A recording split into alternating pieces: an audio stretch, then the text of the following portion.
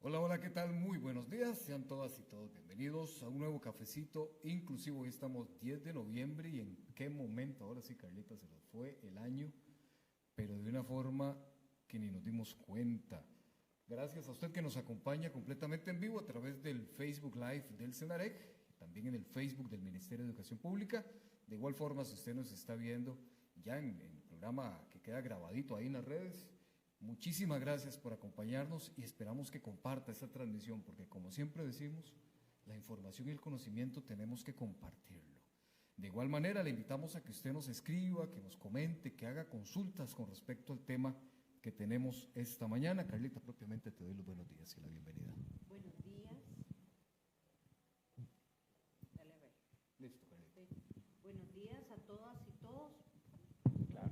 Sí, ahora sí. Ahí Sí. estamos, Buenos ahí días estamos. a todas y todos. Hoy en este formato presencial, muy contentos de tener aquí en el público gente acompañándonos, haciéndolo diferente. Y bueno, por primera vez tenemos a Alan aquí con nosotros. Estamos súper emocionados. Tuvimos un trabajo con los compañeros del Senarec antes y muy interesante el tema que tenemos hoy. Muchísimas gracias por acompañarnos. Así es, ¿no? Pues Carlita, pues ya prácticamente te presentó, ¿verdad? Nos acompaña Alan Loría, él es coach y entrenador corporativo.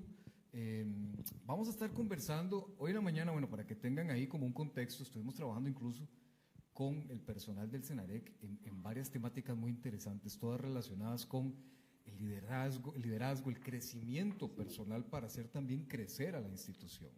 Entonces, hoy vamos a estar trabajando de cómo crear entornos inclusivos en el ambiente institucional, en el ambiente laboral. Liderazgo, inclusión, ¿cómo se relacionan? ¿Cómo van de la mano? Alan, buenos días. Buenos días, buenos días a todas y a todos. Un placer estar aquí por la invitación al cafecito. Muy honrado de poder compartir con ustedes en este espacio por medio de redes sociales e igual haber compartido con ustedes ahorita un par de horas que estuvimos conversando.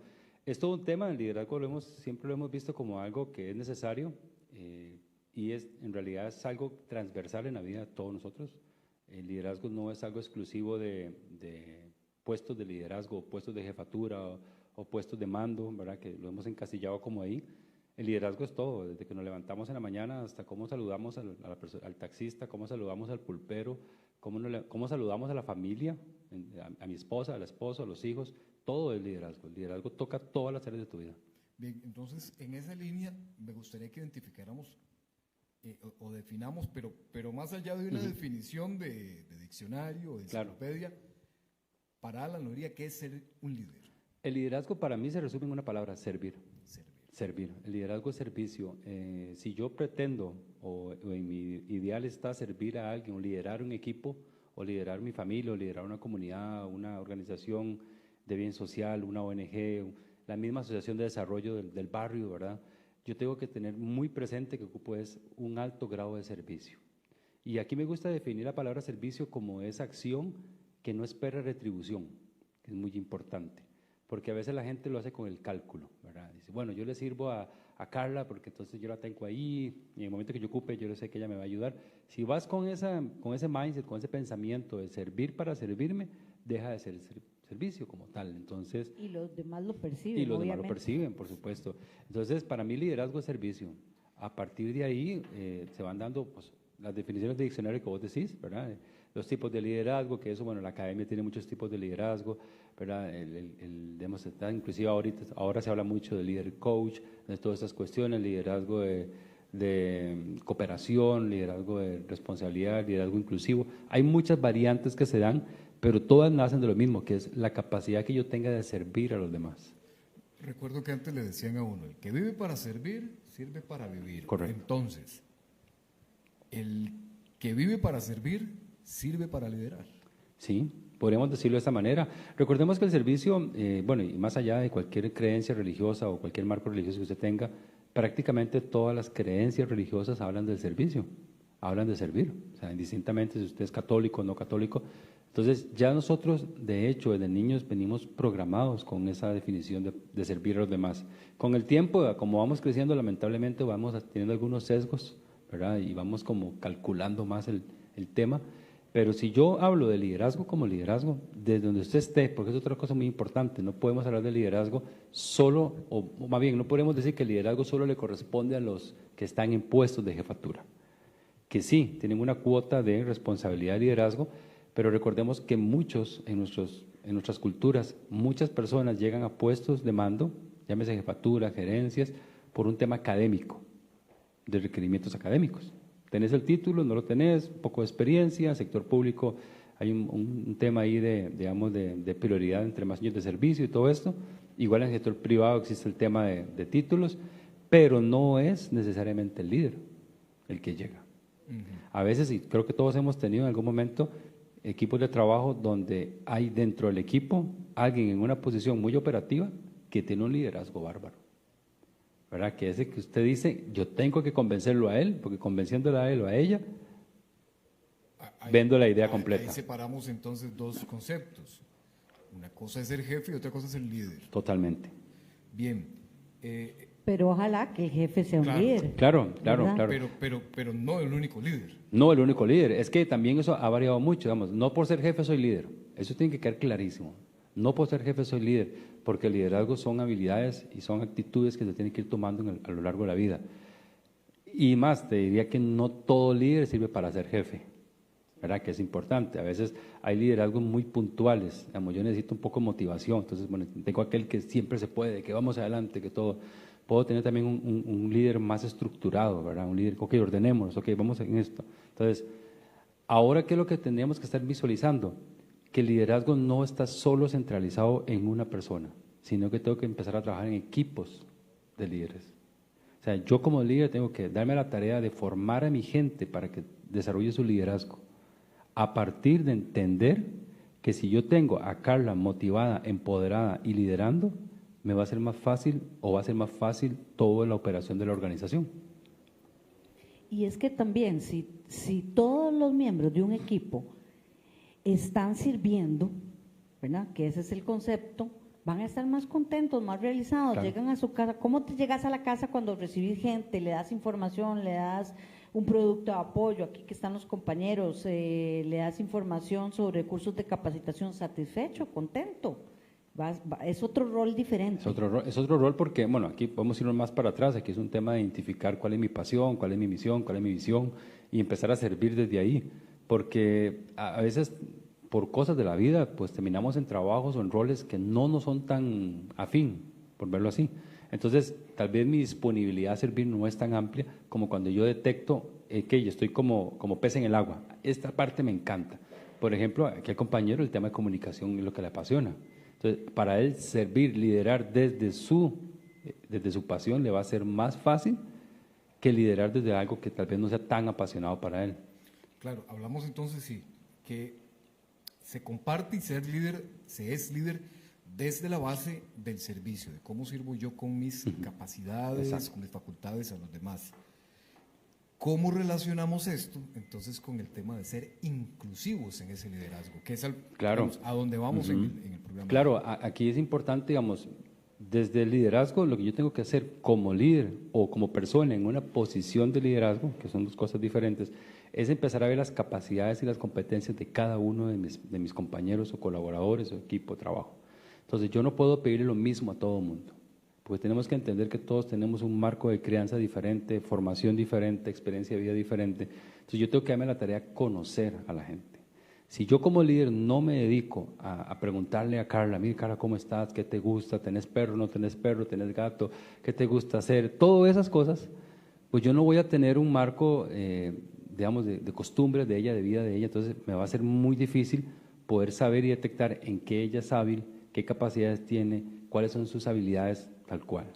Entonces, yo como líder, ¿qué es lo que tengo que hacer primero que nada?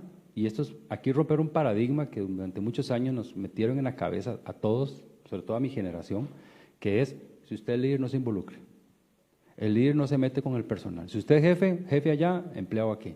En mi generación se hablaba de empleado y jefe. El cacique y los indios. Ajá, los caciques. Recuerde que en nuestra generación se hablaba de empleados y jefes, ¿verdad? Hoy se habla de colaboradores. Entonces, ese paradigma está muy presente todavía. Entonces, ¿qué se dice? No, yo jefe no. Yo como jefe no salgo a tomarme una cerveza con mis compañeros ni a tomarme un café porque después puede ser mal visto para confianzas. Entonces, eso hay que irlo rompiendo. Porque ¿cómo llego yo a entender a mi colaborador? Entendiendo a la persona. Recuerden que primero es la persona, después es el colaborador. Si yo no hago la tarea como líder de entender qué le gusta a Eduardo, qué le gusta a Carla, qué le gusta a Mario, qué le gusta a Pedro, no puedo hacer diferenciación. Entonces voy a caer en el error de tratar a todos por igual, exigiéndole lo mismo. Ahora, cuando hablamos de inclusividad, es ver yo desde el liderazgo qué es para lo que Carla le es útil a la organización, cuáles son sus competencias más fuertes. Desde ahí empiezo a traer el talento. Bien, ¿cuáles serían las características identificables? O más bien, ¿cómo podemos identificar a un líder en un grupo X de personas? Depende de la finalidad del grupo, porque volvemos al punto, o sea, no todos los líderes son iguales, no todas las personas somos iguales. Como les decía ahora, puede haber una persona muy estructurada, que tiene un liderazgo impecable para organizar. Entonces, dependiendo de la tarea del equipo, la tarea del proceso en ese momento, yo designo a esa persona para esa tarea. De hecho, hoy se habla mucho de organizaciones ágiles, liderazgos ágiles. ¿Qué significa esto? Que yo tengo un grupo de trabajo de 5 o 6 personas y yo digo, bueno, hay que hacer este proyecto X. En este proyecto, del punto A al punto B le toca a Carla, del punto B al punto C le toca a María, del punto C al punto D le toca a Marco. Y ahí vamos. Cuando el proyecto esté en Marco, Marco es el líder del proyecto. Todos los demás estamos para apoyarlo. Cuando Marco termina esa parte y se lo pasa a Julio, Julio es el líder del proyecto. Y se va rotando ese liderazgo. Hay lo que se le denomina un coordinador del proyecto, ¿verdad? O el project manager, que se le puede llamar. Ese es el que está encargado de ver que el proyecto vaya avanzando. Pero el que sabe, el que está en X proceso, está en X punto, ese es el encargado del líder. Es el que va a decirle al equipo qué se requiere y qué no se requiere, y el coordinador va a hacerlo, que todo se facilite. Y esto, Carlita, ya llevándolo, por ejemplo, al entorno de los centros educativos, qué importante, ¿verdad? Poder identificar esos líderes, y ojo, me refiero a líderes no solo dentro del equipo gerencial del centro educativo, el equipo administrativo, sino también a nivel de estudiantes. Claro. Y donde la condición o la situación de discapacidad de cada estudiante no sea un impedimento para que justamente se identifiquen sus fortalezas y sus capacidades como líder. Sí, está súper rico para llevar a cualquier grupo en realidad. Entonces, si ese chico, como decía Alan, sus capacidades son de estructuración o más bien de dibujo o más bien de caracterización, entonces va a ser el líder en ese proceso. Y de ahí también que es tan importante usar el DUA, porque cuando usamos el DUA estamos permitiendo que todos se expresen de diferente manera, reciban la información de diferente manera, y entonces los estudiantes, cada uno puede participar con sus habilidades. Y es que aquí volvemos, creo que caemos en el punto inicial, o sea, si la persona que está liderando se mantiene en el foco de servir, va a buscar la forma de cómo este muchacho, esta muchacha pueda brillar y le pueda ser útil a la comunidad estudiantil o al proceso en este momento, ¿verdad? Entonces, él va a buscar en su afán de servir a la persona cómo hacerlo brillar, cómo hacerlo pues destacar aún más. Y eso es fundamental. El líder, esto es cosa que rescaté de lo que nos comentaste ahora temprano, en el trabajo con el personal. Vos dijiste que el líder podría ser el que menos habla. Correcto. Escucha, toma nota, y me imagino que también identifica a dónde sacarle más el jugo al resto del equipo también. Claro, porque, vamos a ver, uno ¿cuándo es cuando uno más aprende? ¿Cuando habla o cuando escucha? Cuando escucha. Entonces, el líder debería de tener ese ejercicio de escucha activa. Entonces, no es pararse a hablar, hagamos esto, pum, pum, pum, que en algún momento hay que hacerlo, pero después de haber hecho el ejercicio de escuchar. Entonces, herramientas fundamentales para un buen liderazgo: pregunta y escucha. Pregunta y escucha, pregunta y escucha. Esas son bases del coaching, digamos, de hacer esa pregunta, ¿verdad? Que invite a reflexionar, a explorar, a ver posibilidades. Si el líder se enfoca en escuchar bien, poner atención plena, y ahora hablábamos también en la mañana, la intención de la escucha, desde dónde estoy escuchando, si estoy escuchando desde el juicio, desde la crítica negativa, o estoy escuchando desde la construcción, que eso es muy importante, porque a veces, no, yo lo escuché, pero escuché excusas, escuché cosas, escuché lo que yo quiero escuchar como negativo, en lugar de, podemos decirle popularmente, darle vuelta a la tortilla y decir, bueno, voy a escuchar desde la curiosidad, desde la indagación. voy a preguntar desde la curiosidad, ¿y qué pasaría si? ¿Y cómo podríamos? En esto, digamos, hay muchas técnicas. Yo siempre le digo a la gente, no se pregunte si puede o no puede, pregúntese cómo. Pues si yo le digo a usted, ¿usted puede subir el nuevo hotel que está por la sabana, ahí, por las ventanas, como el hombre araña? ¿Usted qué me va a decir? Que probablemente no puedo. Ahora yo digo, ¿cómo lo haría? Ahí cambia la respuesta. ¿Por qué? Porque el cómo provoca creatividad. El puedo o no puedo provoca respuesta corta, sí o no. Entonces, si yo le digo a usted, ¿cómo subiría usted el edificio de ese hotel alto ahí por la sabana, en Costa Rica? Bueno, no, yo me buscaría una grúa, me buscaría esto. Bueno, ya empezamos a ver opciones. Entonces, el líder es lo mismo. Si el líder se enfoca en preguntarle a su equipo, ¿cómo podemos mejorar? ¿Cómo podemos hacer esto? ¿Qué pasaría si? ¿Cuál otra opción vemos? Las opciones aparecen. La gente es muy creativa, los equipos son muy creativos. Lo que pasa es que estamos en el paradigma de que el líder sabe lo todo. Y peor aún, y eso pasa mucho en empresa privada y empresa pública, el líder temeroso, que es yo no enseño porque después me quita el puesto. O yo no doy la información porque después... Para que no les serruchen el piso. Para que no me serruchen el piso, no me claven el puñal, como decimos vulgarmente. Entonces, si estás operando desde ese miedo, mejor de campo. Honestamente, mejor de campo porque su equipo lo va a saber y no va a progresar. Entonces, por eso es que hablamos del liderazgo de servicio. Eso que estás diciendo, muy interesante, ahora que Carlita mencionaba el diseño universal para el aprendizaje, el liderazgo de la persona docente en el entorno de clase, en el entorno del aula. Porque no hay entonces una sola forma de hacer las cosas. Jamás. Y entonces esto nos lleva a que la persona docente, como líder de su clase, justamente permita a su estudiantado la iniciativa, les dé la oportunidad de ser creativos y de hacer las cosas. Ok, necesitamos tener este resultado, ese es nuestro objetivo. Pero no solamente tenemos la opción A para llegar a ese objetivo. Usted la puede hacer como A, usted tiene otra forma de hacerlo. Qué importante esto en esos entornos, Carlita.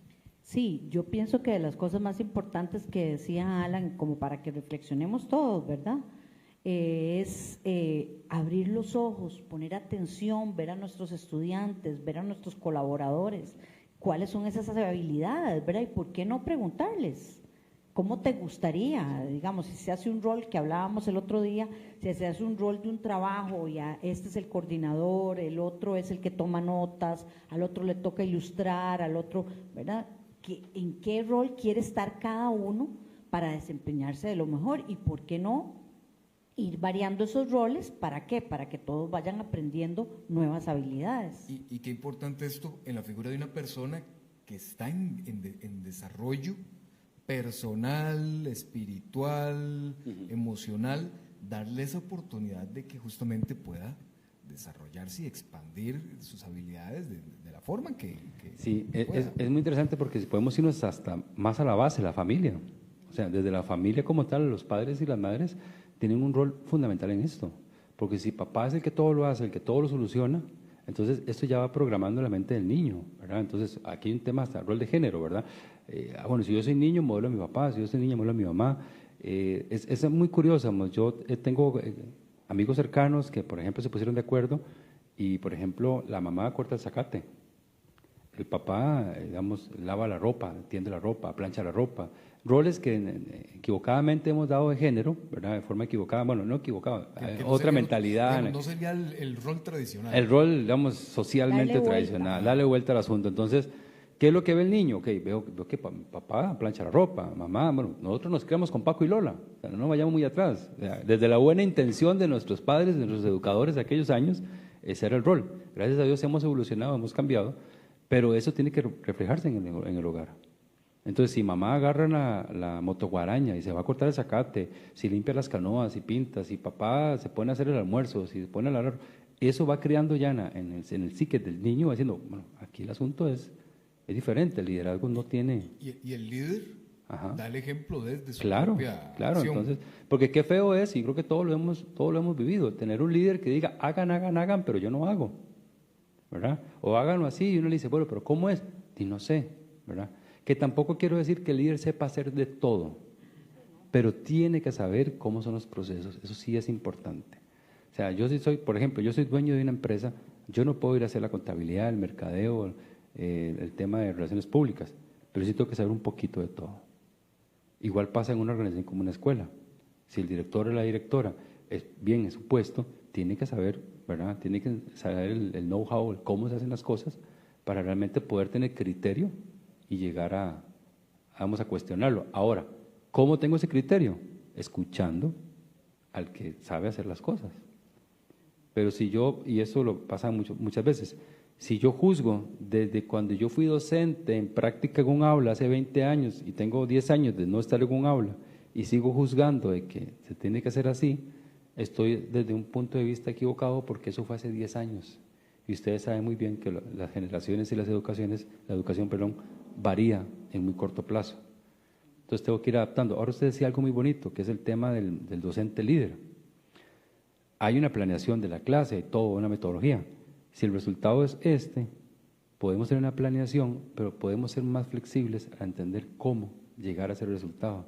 Lo importante a veces es que el niño, el estudiante, asimile el concepto que se le quiere mostrar y que lo haga de la forma más natural para que le sea más fácil ponerlo en práctica y no tan impuesto, porque ahí es donde a veces uno ve situaciones de resistencia, ¿verdad? A mí no me gustaban las matemáticas para nada y me tuve que aprender las tablas tal cual se las enseñaron a Pedrito, y a mí me las enseñaron después, ya grande me las aprendí más jugando que no leyendo y repitiendo, como decíamos antes, como una lora, ¿verdad?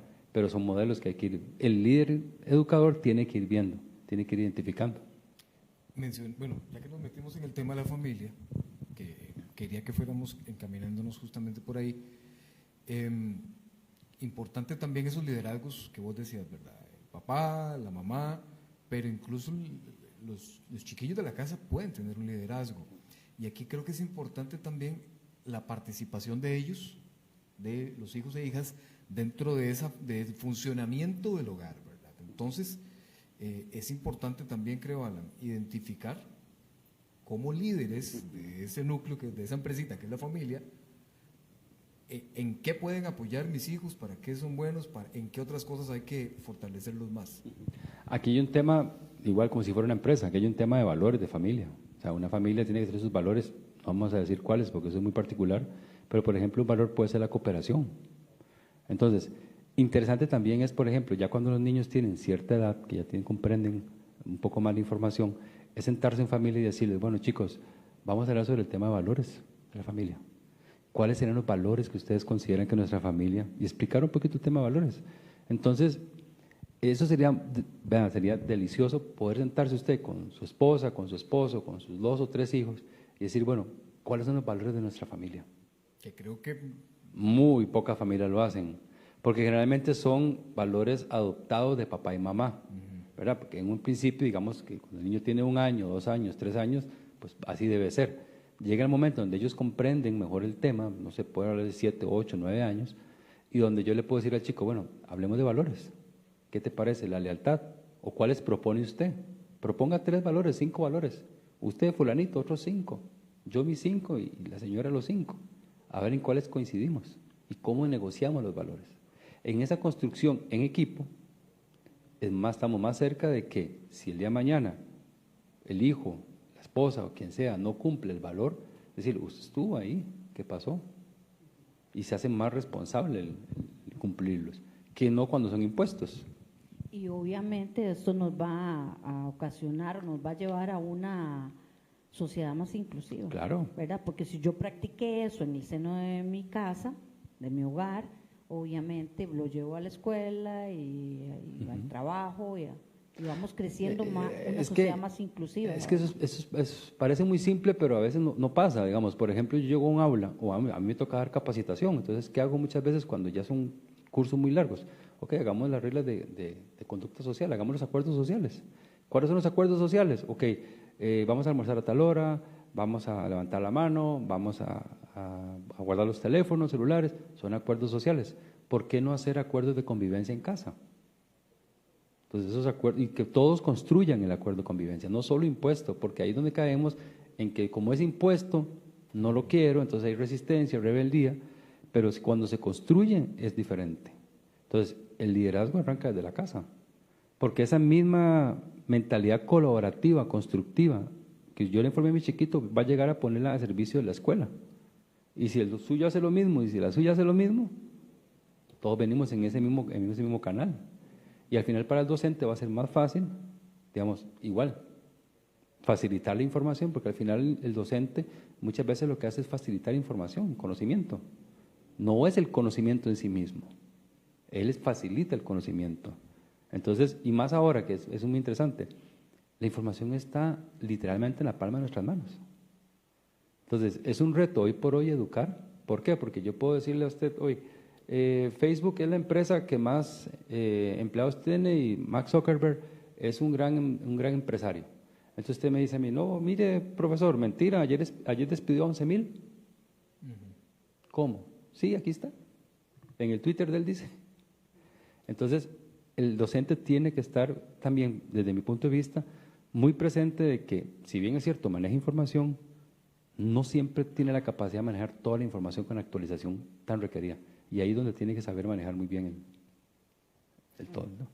Saludos para Rocío Navarro, que dice, bendiciones, la unión hace la fuerza. Creo que sí, ese lema nunca va a pasar vigencia. Por aquí Mariela Hernández nos dice, yo estoy en un curso de liderazgo y empoderamiento de la Municipalidad de Alajuela. Y qué bonito esto porque aquí también a llamar a otras instancias que las municipalidades son fundamentales en esto, ¿verdad? En el entorno de sus comunidades, en brindar estas herramientas a todas las personas, ¿verdad? Sé que las municipalidades hacen un trabajo muy importante, por ejemplo, en el caso de las madres solas, que tienen que liderar sus familias con las uñas. Correcto. Y en el caso de las familias, donde hay una persona, un hijo, hija con situación de discapacidad, o incluso es la madre o el padre, esto se vuelve fundamental, ¿verdad? Que estas instituciones les brinden estas oportunidades. Nuestra compañera Carolina, desde San Carlos, dice saludos desde San Carlos, compañeros, muchas gracias por el programa, Carlita, Eduardo, Marco, son unos cargas, dice Carolina, gracias, Caro.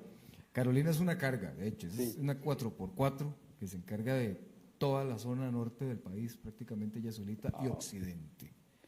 Es una líder. Tiene buen trabajo, tiene. Sí, claro. Ahora que mencionabas eso de, por ejemplo, decías vos que las cosas impuestas a veces como que hay un poquito de rechazo, ¿verdad? Es mejor cuando hay un acuerdo común. Correcto. Y esto me lleva a algo que también mencionaste temprano, que vos decías, la coherencia. Pensar, decir y hacer exactamente lo mismo. En esa coherencia, justamente es donde nosotros, en un papel de líderes, con la acción, es que llamamos a que las cosas vayan caminando, que los engranajes vayan moviéndose bien. Correcto. Sí, esa coherencia tiene que estar sustentada en los valores de cada persona, ¿verdad? Porque si yo estoy en un X lugar, liderando X cantidad de gente, en X contexto, y digamos, esta organización, no sé, jefe me dice a mí, mira, vamos a hacer esto y esto, pero mira, quédate callado, no digas nada, y yo sé que eso va a perjudicar el funcionamiento de mi equipo, yo debería volver a ver mis valores y decir, bueno, ¿esto va acorde a mis valores o no va acorde a mis valores? O sea, estaría traicionando la lealtad de mi equipo. ¿Cómo hago? Pero lo que pasa es que para llegar a ese punto de madurez, ¿verdad? Hay que tener claro que va a haber consecuencias y entender el marco donde nos desenvolvemos. A veces hay que asumir, o sea, si yo tengo mis valores bien puestos y sé cuál es mi rol como líder y hice pactos, acuerdos sociales con mi equipo de lealtad, de respeto, de esto, lo otro, y hay algo que no está en sintonía, que va a afectar a mi equipo, yo debería como líder defender a mi equipo o por lo menos ser lo suficientemente honesto y decir, mire, esto es lo que está pasando. Porque al final también uno recuerda mucho a los líderes que fueron honestos con uno. Yo me acuerdo, una de mis primeras jefaturas, mis primeros jefes, fue una muchacha, Lauren, que era transparente totalmente con lo que estaba pasando. Entonces, la empresa iba mal, chicos, la empresa va mal. Tenemos que trabajar. La empresa va bien, la empresa va bien. Entonces, esa transparencia uno la agradece porque uno sabe dónde está parado, como decimos, ¿verdad? Hay firmeza. Pero cuando hay un líder o cuando hay una persona en un puesto y empieza con un doble discurso, que es lo que hablábamos ahora, digamos, un papá con doble discurso, una mamá con doble discurso, que te voy a llevar y no te llevo, que te voy a comprar y no te compro. Eso va minando el liderazgo. Entonces hay que ser muy conscientes en si yo estoy siendo congruente con lo que estoy diciendo, y haciendo, ¿verdad? También obviamente hay que ser estratégico, hay que ser muy inteligente para saber cómo decirlo, ¿verdad? Porque tampoco uno va a soltar todo sin filtros, ¿verdad? Hay que pensar y escoger las palabras, y vuelvo a lo que hablamos ahora. Como ya hice el ejercicio de conocer a mi gente, ya sé cómo abordar a Carla, ya sé cómo abordar a Marcos, ya sé cómo abordar a Pedro. No simplemente llegar y tirar todo así, yo soy así, porque hay gente que es así. Hay gente que dice, no, yo es que yo soy así. El famoso yo soy así. Yo soy así y así soy y así hasta el final. Bueno, vamos a ver hasta dónde le es útil ser así, ¿verdad? Pero sí necesariamente un líder tiene que tener también mucha capacidad de adaptación, ¿verdad? Porque tiene que adaptarse a cada uno de sus colaboradores. Me estoy imaginando también en el entorno de los centros educativos. Bueno, y esto se ve pues, prácticamente en todas las empresas. Yo pasé por algo similar a vos, estuve años en empresa privada antes de entrar al sector público, y una de las, me parece a mí, debilidades más grandes que pude observar, y tal vez Carlita, que también estuvo muchos años en lo que es el aula de los centros educativos, me podrá corregir o afirmar, y es la falta, o más bien lo poco que se delega desde las jefaturas o de esas figuras de líder. Sí. Y el todo lo hago yo digo que sí a todo, y se nos cae la pirámide justamente porque no tenemos esa capacidad o no nos abrimos a ver las fortalezas de nuestro equipo de trabajo. En el entorno de los centros educativos, creo que eso es fundamental, compañero. Sí, eso definitivo que es fundamental, porque a una sola persona no puede hacer todo, es imposible. No debería hacer todo. No debería, pero de por sí que no lo va a lograr. Ajá. Se van a quedar muchas cosas guindando entonces tiene que ser en comunidad, y si uno no participa, uno no está comprometido con el grupo, pero sí se ven líderes así. Hay de todo, ¿verdad? Y parte de la inclusión creo que es eso, ¿verdad? Sí, claro, es saber que tengo que aprender a delegar. O sea, un líder no, digo yo no puede o no debe, porque es insano. Es insano que una persona tenga el control de toda la información, el control de todos los procesos. O sea, ¿quién audita a esa persona?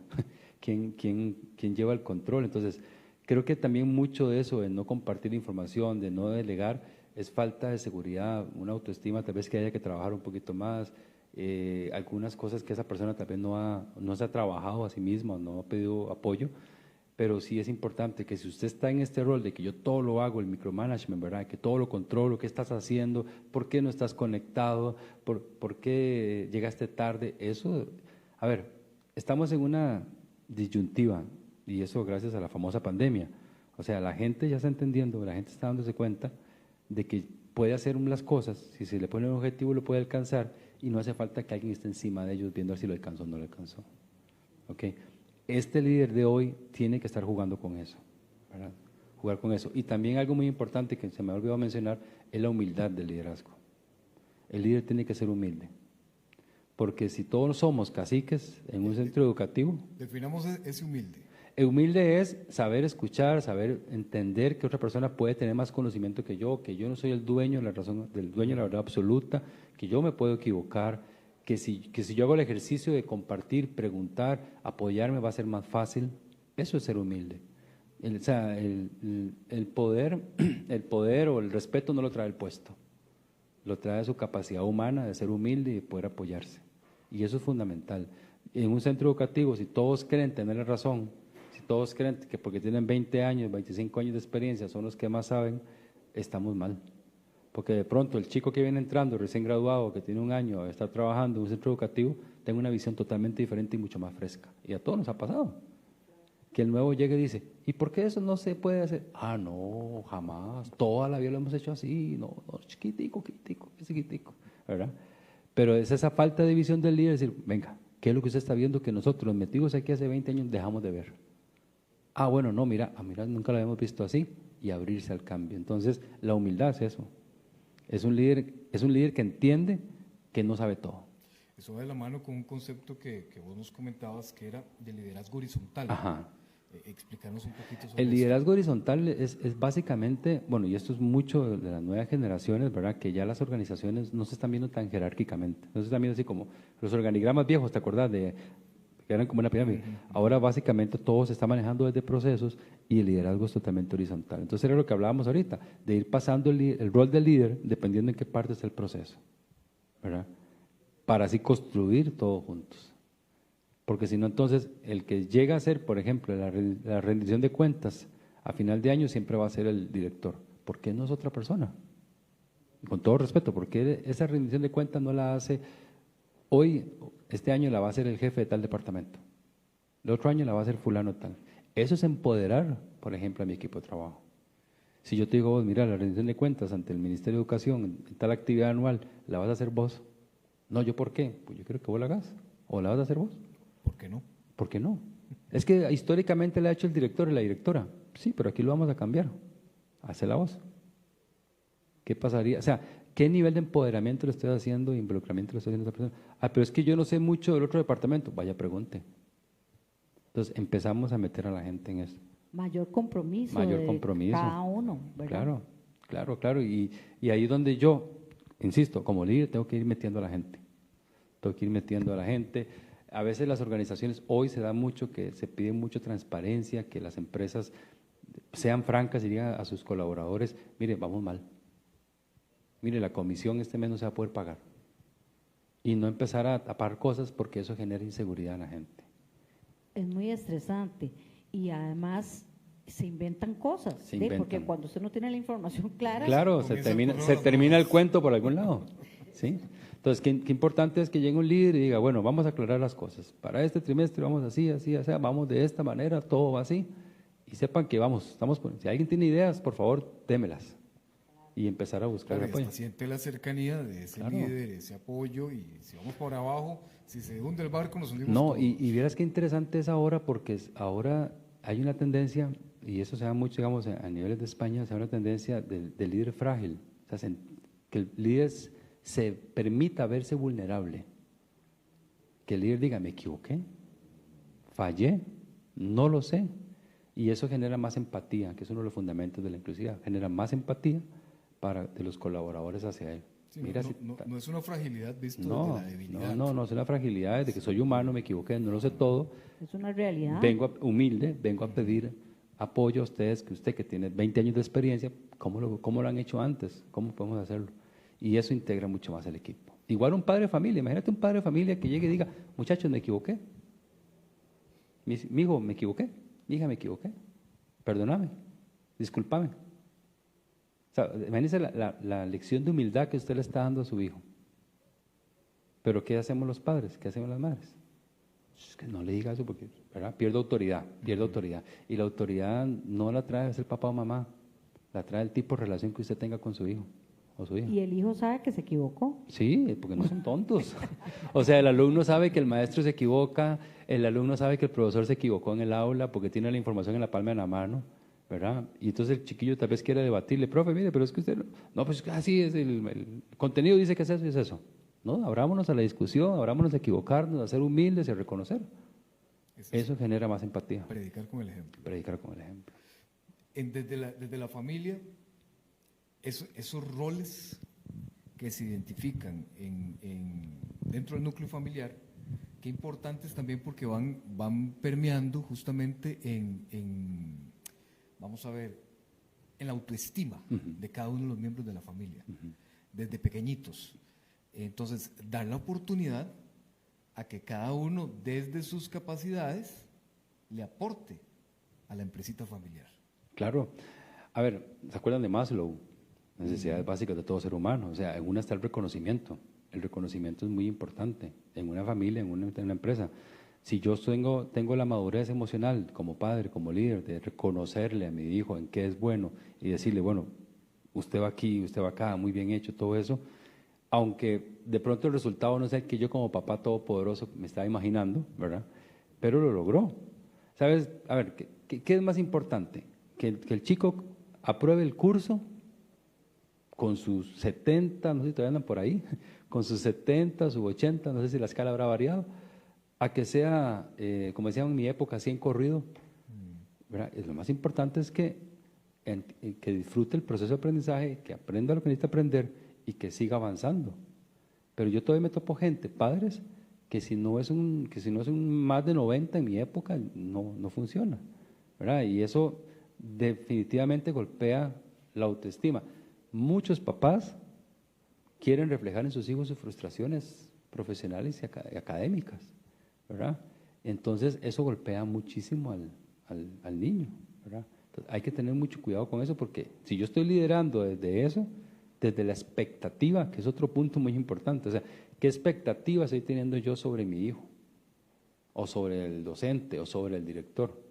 Cuidado con esas expectativas, porque son problemas solo suyo, no son de nadie más. Entonces, por eso es que es importante el diálogo en un equipo, en una familia. O sea, ¿hasta dónde quiero que llegue? Hasta aquí. ¿Usted hasta dónde puedo llegar?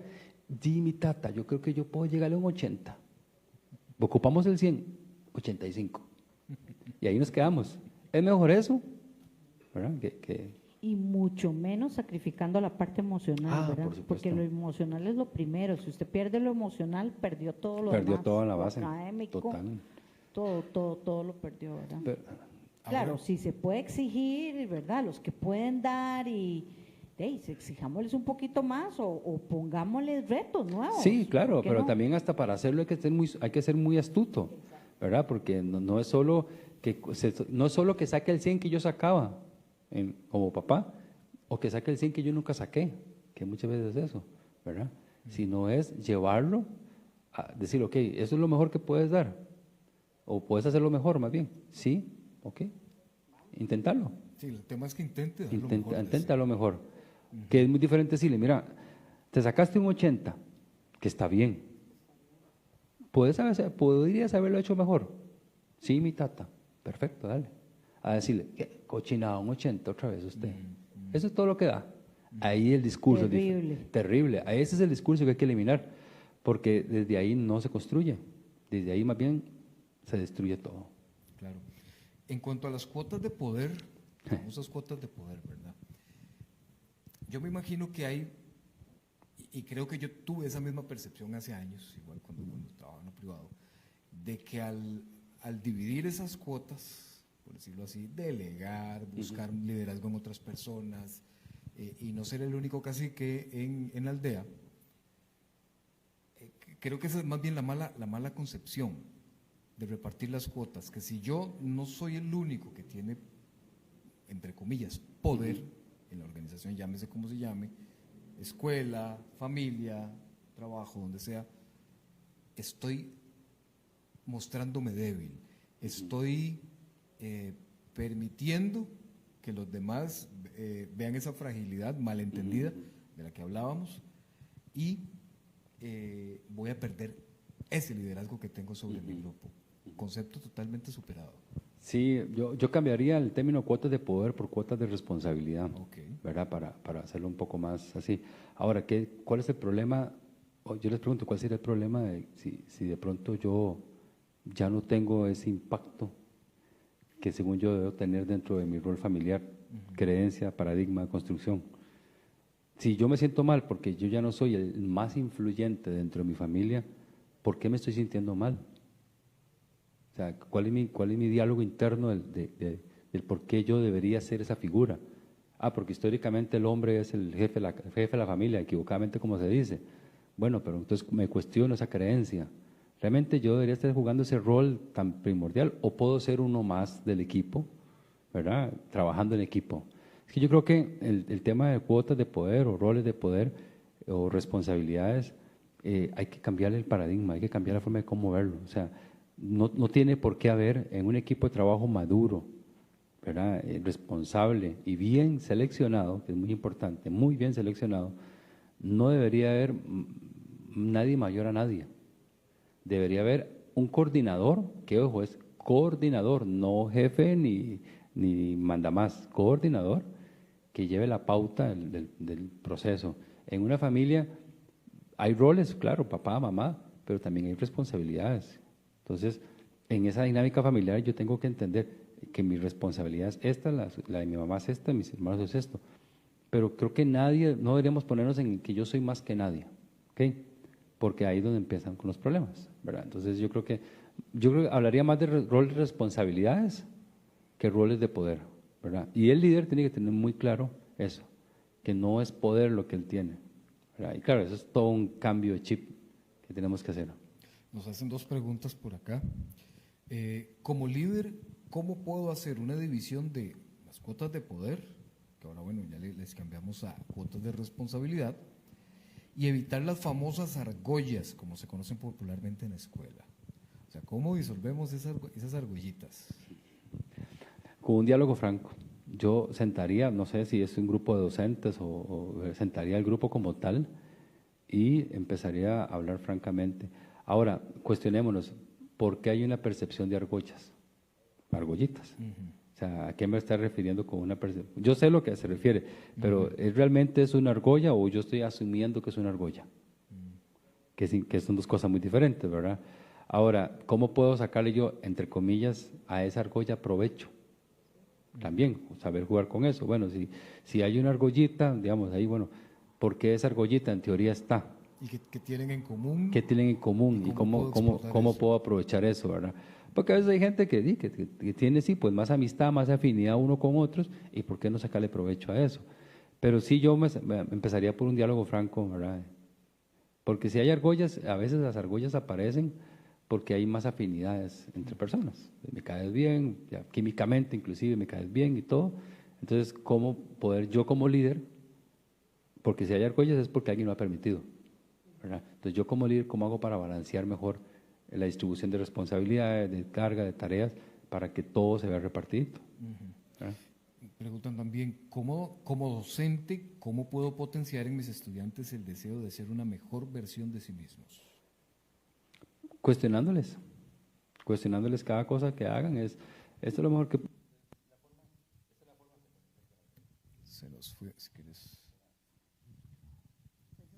Sí. Esta es la mejor forma donde se pueden hacer las cosas, es lo mejor que puedes hacer. Entonces yo creo que el sacar el máximo provecho a la gente, el máximo rendimiento a la gente, es siempre viendo o cuestionándoles si es la mejor forma de hacer las cosas, o si es la mejor forma que pueden... Creo que ese hay que arreglárselo un poquito más. Aquí, sí, ok, perdón. Es viendo la mejor forma de hacer las cosas, cuestionándole al estudiante en este caso cuál es la mejor forma de hacer las cosas. Y ahí él va a ir viendo, digamos, si puede dar más y no puede dar más. Bien. Una cosa que se dio con la pandemia es que con la llegada de los entornos virtuales de trabajo, el teletrabajo y todo eso, muchos, voy a entrecomillar, los líderes de todas las instancias, y creo que esto le pasó mucho a los docentes, se les extendieron increíblemente sus jornadas de trabajo, ¿verdad? Yo escuchaba gente que decía, no, es que los docentes son unos vagos y ni siquiera están yendo a las aulas. Estaban trabajando 12 horas diarias virtualmente, atendiendo a los chiquillos en las jornadas de clase, más las preparaciones de la clase, más atenderlos en fuera de horario. Eso trajo también muchas disconformidades, me parece a mí, de parte de las personas teletrabajadoras. No digo en todas las circunstancias, pero sí fue testigo de muchas de estas. ¿Cómo hacer vamos a ver, como líderes de esas instancias, cómo hacemos para que nuestros colaboradores, que yo no sé si es el término que todavía se utiliza, bien, se encuentren a gusto, aunque necesitemos pedirles ese pasito más? Mira, yo sé que tu jornada es hasta las 2, pero necesitamos estirarlo un poquito, ¿verdad? Y que no sienta que estamos ahí explotándoles de cualquier forma. Eso es una muy buena pregunta. Es una muy buena pregunta porque definitivamente va muy ligado a la planificación, va muy ligado a las cargas de trabajo, va muy ligado a la pasión que ese colaborador tenga por sacar adelante la tarea. Yo soy del criterio de que yo puedo exigirle, digamos, una milla extra a Carla, por ejemplo, pero que sea una excepción, no la regla, ¿verdad? Que eso es importante. Yo no puedo de una... Gracias. Yo no puedo de una u otra manera pedirle a Carla que se quede los 5 días de la semana 3 horas más, porque entonces lo que estamos haciendo es que algo en la planificación, en la carga de trabajo, y estoy hablando en cualquier organización, está mal distribuido, está mal hecho. Que el mercado exige, que las condiciones exigen, que todo esto, pues sí, pero entonces revise su recurso, su capacidad instalada y a partir de ahí empieza a hacer ajustes. Porque yo le podría pedir a Carla, caso de pandemia que nos agarró, digamos, en curva a todos, de la noche a la mañana, que era de esperar que el 2020 los ajustes no se dieran tan rápido porque era algo totalmente nuevo para todos y nadie tenía un manual de qué hacer en caso de. Y ahí sí, los educadores, tengo amistades. Yo tenía una amiga educadora que se iba a dejar los trabajos casa por casa, iba a hacer muchas cosas, pero bueno, ya pasó. 2020 fue un ensayo y listo. 2021 tiene que haber una replanificación de las cargas de trabajo, los modelos de virtualidad, no virtualidad, cómo hacerlo y entrar planificados. O sea, y esto lo digo con mucho respeto, yo no sé hasta qué punto nos va a seguir alcanzando el cuento de la pandemia, ¿verdad? Porque yo creo que ya es hora de que empecemos a planificar pensando en que esa es una realidad. O sea, la virtualidad, que vos tocas el tema de la virtualidad, o sea, la virtualidad llegó a facilitar mucho los procesos de aprendizaje y la accesibilidad de la educación a muchísima gente. Y sería como el cangrejo, es más, ni el cangrejo, porque el cangrejo va de lado. Sería terrible sacar la virtualidad del modelo de educación. ¿Por qué? Porque es un retroceso por todo. Y estamos hablando a nivel de escuela, colegio, universidad. O sea, me parece que es un retroceso enorme, porque yo conozco estudiantes de zonas muy lejanas que pudieron matricular carreras y materias de universidades que regionalmente no se podían dar gracias a la virtualidad. Entonces, ese docente que está ahí, ¿verdad?, con la milla extra, con todo esto, lo que tiene que revisar también es, bueno, desde mi criterio es, primero que nada, poner límites, porque nadie funciona emocionalmente mal. Y yo tengo que poner límites de mi jornada. O sea, si yo entro a las 7 y salgo a las 5, ese es mi respeto. ¿Podría eventualmente 2 veces por semana quedarme un poquito más, hacer algo más? Sí, claro, cuando es una excepción. Pero dentro de mi jornada tengo que revisar la productividad. Y mi jefe tiene que, y mi líder tiene que preguntar, ¿cómo estás? ¿Cómo vas? ¿Cómo hacemos con las cargas? Y empezar a llevar las luchas que tengo que llevar hacia otros lados para tener más recursos. Porque, o sea, somos finitos, no somos infinitos, somos finitos, tenemos una capacidad y además tenemos familia, tenemos muchas cosas que tenemos que también estar velando por ella.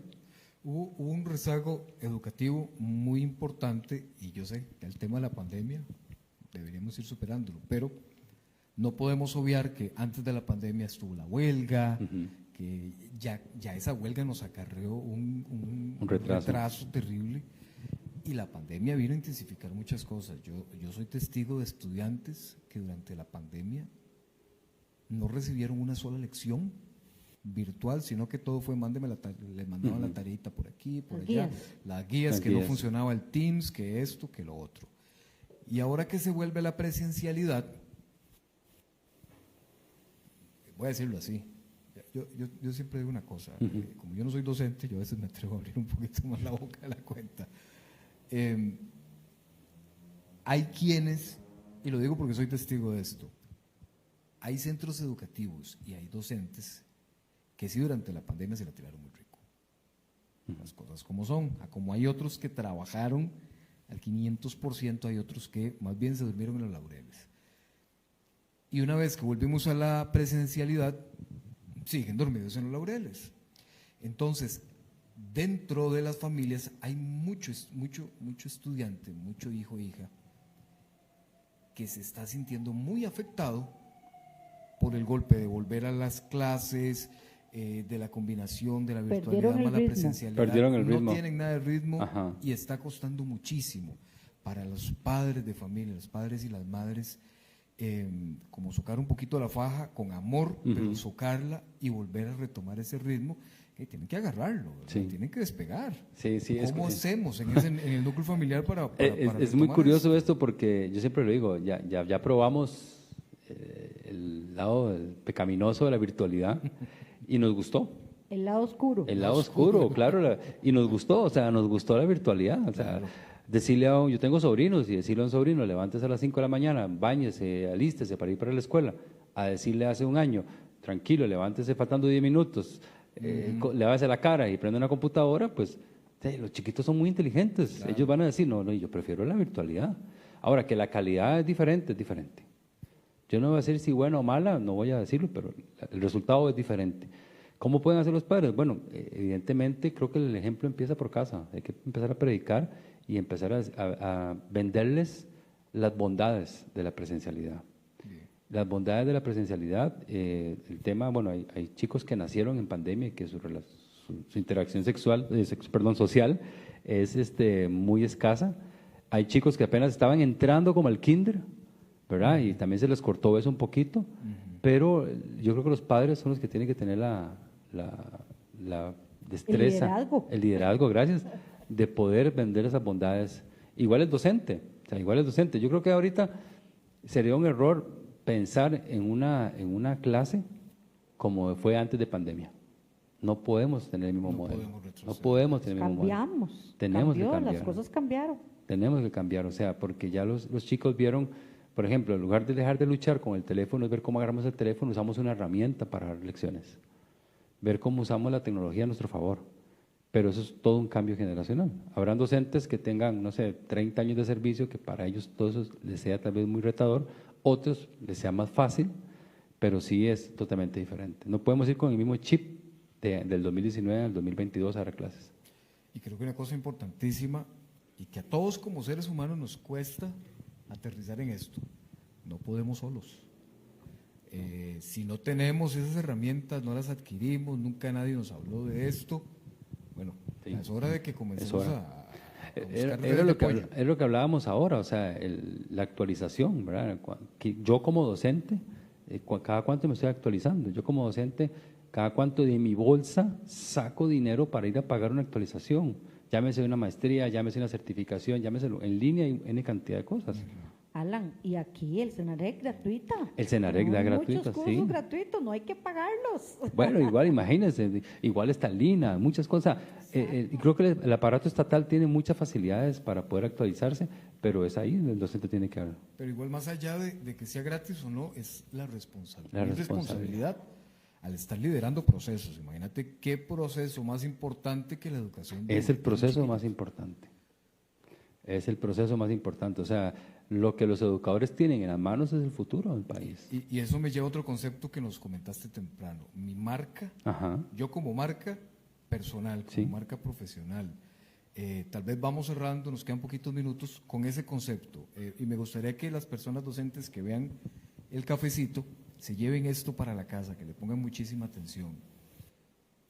¿Cómo me vendo yo, en el buen sentido de la palabra, ante mis estudiantes y en mi centro educativo? La importancia de dejar esa buena marca. Sí. Yo tuve 2 niñas, en mi época se llamaban niñas, la niña Ninette y la niña Marielos. La niña Ninette, hasta 5º grado, inmaculada, una señora súper presentada, elegante, educada, maravillosa. La niña Marielos, del otro lado de la moneda, así, tal cual. De la niña Ninette, yo hoy la sigo viendo, tiene más de 80 años probablemente, perfecta, inmaculada, o sea, usted la ve, ¿verdad? A la niña Marielos no la volví a ver nunca más. ¿A qué voy? Que la niña Ninette siempre fue auténtica, siempre fue así elegante, bien vestida, bonita, educada, a sus 80 años sigue siendo igual. El educador tiene que saber que él está siendo ejemplo de modelaje. O sea, muchos de los chicos que están y pasan por sus manos, por sus aulas, van a modelarlo. Entonces la responsabilidad es, no sé si enorme, 10,000 veces más que cualquier otra persona, porque impactan muchas vidas. Entonces tengo que pensar muy bien en qué es lo que yo estoy dejándole a mis alumnos, a mis estudiantes, desde dónde estoy yo operando, de dónde estoy yo hablando, comentando. Ahora el tema de redes sociales es todo un mundo, ¿verdad? Yo como educador tengo que cuidar muchísimo mis redes sociales, tengo que mantener muy bien y muy cuidada mi imagen, porque estoy impactando no a cientos, a miles de personas. Pero qué importante también eso, hablar el mismo lenguaje de los chiquillos. También, la jerga, o sea, mantenerme actual. Es que la actualización, o sea, es la actualización. A ver, muchos, y se lo digo así, muchos de los niños, adolescentes y estudiantes universitarios, lo último que quieren es un copy-paste del papá en el aula. Es lo último que quieren. Es lo último que quieren. O sea, lo último que quieren es llegar a toparse. Ay, este suena como mi papá o suena como mi mamá. Y lamentablemente a veces caemos en ese modo. Entonces, es tener también esa visión de ser diferentes, de cómo impactarlo ahí. Bien, Alan, ha sido una plática sumamente provechosa. Te agradecemos muchísimo que nos acompañaras en este cafecito. Tenemos gente en el auditorio, nuestros compañeros y personas que nos acompañan esta mañana, y ha sido una experiencia muy bonita después de tanto tiempo. Cafecito Inclusivo empezó a inicios del 2020, justo antes de que entrara la pandemia, y pues este era el formato. Y con la pandemia, pues vino la evolución y a utilizar la tecnología que, bendito Dios, nos ha servido muchísimo para que el proyecto no se estancara, sino que más bien creció. Y gracias a Dios el cafecito se ve fuera de Costa Rica y tiene un impacto muy, muy bonito, muy positivo. Pero sin duda, este compartir nuevamente en un cafecito presencial donde los tres tenemos el cafecito caliente en la mano, ha sido muy sabroso. Sí, sí, muy agradable, Alan. Muchas gracias por darnos toda esa realimentación. Ojalá que esos directores, esos docentes, el conserje, cualquier persona que pertenezca al centro educativo, adentro o afuera, ¿verdad? Los padres de familia, pues les haya quedado bastante por reflexionar, porque mucho de esto es propia reflexión, ¿verdad? Pero muchísimas gracias y definitivamente súper cálido, compañeros. Muchísimas gracias por estar aquí. Las visitas de hoy, es súper lindo tenerlos aquí. Nos sentimos muy diferentes, muy, muy diferentes. Muchas gracias. No, con mucho gusto. Y tal vez como para cerrar, es recordarle a los directores, a los docentes, que más allá de los procesos y todas las metodologías y todo lo que pues encierra su mundo, es recordar que nosotros trabajamos con personas y que las personas hacen los procesos. No es al revés. Entonces, los procesos están escritos, las metodologías están escritas, pero ninguna en piedra, porque las personas son las que pueden moldear y cambiar eso. Entonces, atreverse a cambiarlo, yo lo decía otra vez en una empresa, o sea, todos, en este caso, todos somos el Ministerio de Educación. O sea, el Ministerio de Educación no es la ministra, no es el ministro, no es el director, es todo. Entonces, aunque suene muy romántico, si yo empiezo con el cambio y se suma usted y se suma usted, ahí vamos todos. Un centro educativo que empieza a hacer las cosas diferentes, eso se multiplica, lo bueno se multiplica, se contagia. Entonces, recuerden, personas sobre procesos. Que igual que nosotros decimos siempre, la persona antes que cualquier condición. Ahí es donde está la inclusión justamente. Carolina dice, muchas gracias, don Alan, excelente tema. Y Mariela nos dice, gracias por el apoyo y la información. Gracias a usted, Mariela, por acompañarnos. Y a usted que nos siguió, que nos vio en vivo o nos está viendo ya en la noche, en la casita, el fin de semana. Gracias. Comparta este cafecito y acompáñenos el próximo jueves a partir de las 10 de la mañana. Vamos a tener otro cafecito inclusivo, calientito, fresquito, para que usted se realimente y aprendamos juntos. Además, si usted tiene una idea bonita para el cafecito, que tenga que ver con inclusión, con las personas en situación de discapacidad, en cómo crecer todos juntos, en cómo aprender como seres humanos de la hermosa diversidad de este planeta, le invitamos también a que nos escriba al correo info@cenarec.go.cr y nos comparta sus ideas. A nombre del Ministerio de Educación y del Cenarec, todos mis compañeros y compañeras, soy Eduardo Valenzuela, muchísimas gracias por habernos acompañado, que tenga un lindo jueves y que Dios le bendiga. Chao.